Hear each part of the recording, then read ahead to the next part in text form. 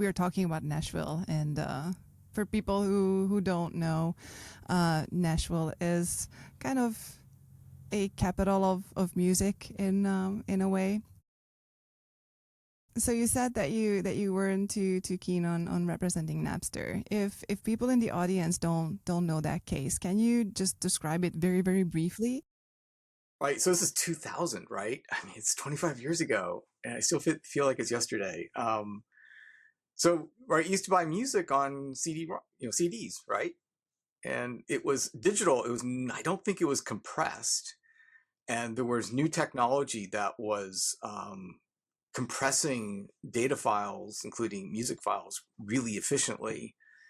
And even at the slow internet speeds in those days, right, 56K would have been the highest I think you could have gotten commercially. I mean, non-commercially. Um, they were small enough that if you had enough patience, you could download music. And so Napster started just compressing files that had been ripped off of CDs and making them available. And so the various music industry representatives got sued Napster, eventually succeeded and basically put Napster out of business. But it didn't succeed in doing what they wanted to do, right? Where they wanted to stop this downloading, but the technology was just getting better and better.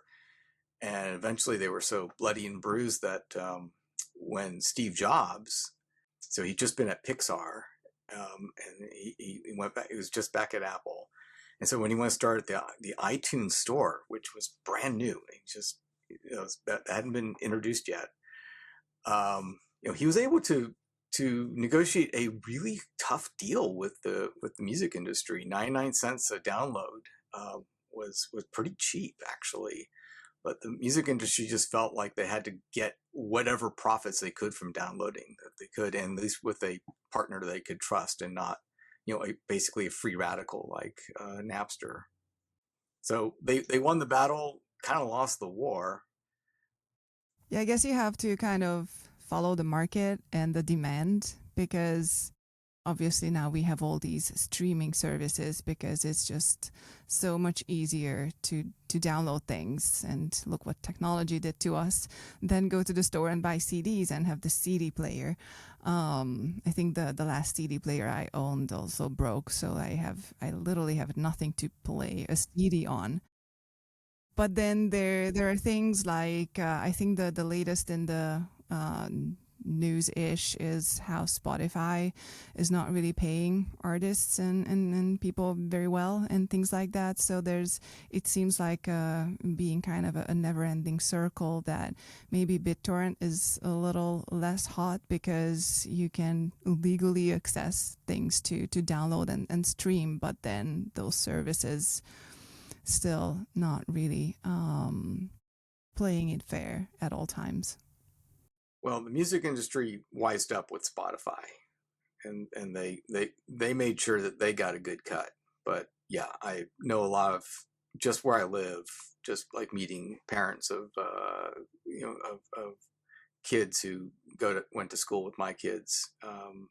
You could tell that studio work was really becoming not very profitable, and they were all trying to tour.